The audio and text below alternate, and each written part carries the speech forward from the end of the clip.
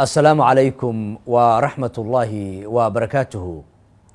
مناسبة maalinta warbaahinta Soomaaliyeed awgeed waxaan la wadaagayaa dhammaanba warfidiyeenka Soomaaliyeed iyo bahda lagu naanayso bahda awoodda afraad munaasabada xuska iyo hambaliyada maalinta warbaahinta Soomaaliyeed oo run ahaantii ah maalin ku astaysan afkeena iyo dhaqankeena maadaama ay tahay maalintii ugu horeysay ee warbaahin Soomaaliyeed ay ku soo baxdo afkeena hooyo 22kii bishii Janaayo sanadkii 1973 ayaa nuqulkii koobaad ee wargeyska Xiddigta Oktoobar oo soo baxay.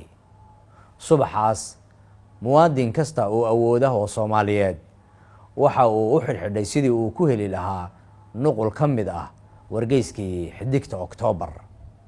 laga soo bilaabo subaxa tan iyo maanta waxay maalintaasi ku astaysan tahay maalinta warbaahinta Soomaaliyeed. dhammaanba warfidiyeenka Soomaaliyeed hay'adaha kala duwan ee warbaahinta waxaanu leenahay hambalyo.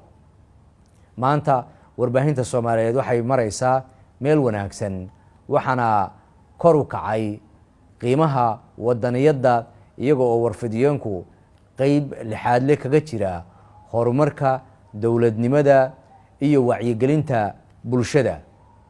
waxay warfidiyeenka Soomaaliyeed maanta hormuud u yihiin la dagaalanka fikirada xagjirnimada ah iyo ururada argagixisada ah. waxaan Ilaahay uga baryaynaa dhammaanba warfidiyeenkii Soomaaliyeed ee dariiqaas ku janno tagay in eebbaweyne uu jannadiisii ka waraabiyo. intooda nool ee halganka ku jirtana waa hubaal runtii inay gaari doonaan guusha ay goobayaan. maanta dalkeenu waxa uu ka mid yahay wadamada ugu horeeya ee dhinaca xorriyatul qowlka ee dhammaan qaaradda Afrika iyo geeska Afrikaba, taas oo ay dowladda Soomaaliyeed mar walba aqbasho kala duwanaanshaha fikirka iyo aragti kala duwanaanshaha, taasoo sahashay in ay bulaasho isla markaana ay kor u kacdo warbaahintu. sidoo kale waxaa dowladda federaalka ah ee Soomaaliya ay xoogga saartay tayeynta warbaahinta Soomaaliyeed iyada oo la dhammaystiray sharcigii hagayay oo jihaynayay warbaahinta, kaas oo sugaya xuquuqda iyo waajibaadka hay'adaha warbaahinta iyo warfidiyeenka.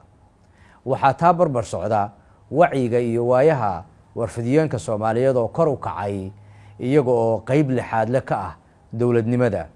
taas waxay muujinaysaa sida dowladda federaalka ah ee Soomaaliya ay ugu dadaalayso horumarinta warbaahinta Soomaaliyeed iyadoo ay kor u kacday hay'adaha gaarka loo leeyahay ee ku soo biiraya sanad walba dhinaca warbaahinta. qorshaha dowladda federaalka ah ee Soomaaliya ee ku aadan horumarinta warbaahinta Soomaaliyeed waa mid sii socon doona. warfideenka Soomaaliyeedna waxay jihaysteen sidii ay qayb lixaad leh uga noqon lahaayeen horumarka dalkooda iyo wacyigelinta bulshadooda. maalinta munaasabada warbaahinta Soomaaliyeed ee 22ka Janaayo waxaan dhammaanba leenahay warfidiyeenka Soomaaliyeed iyo hay'adaha warbaahinta Soomaaliyeed hambalyo hambalyo hambalyo. waad mahadsantihiin.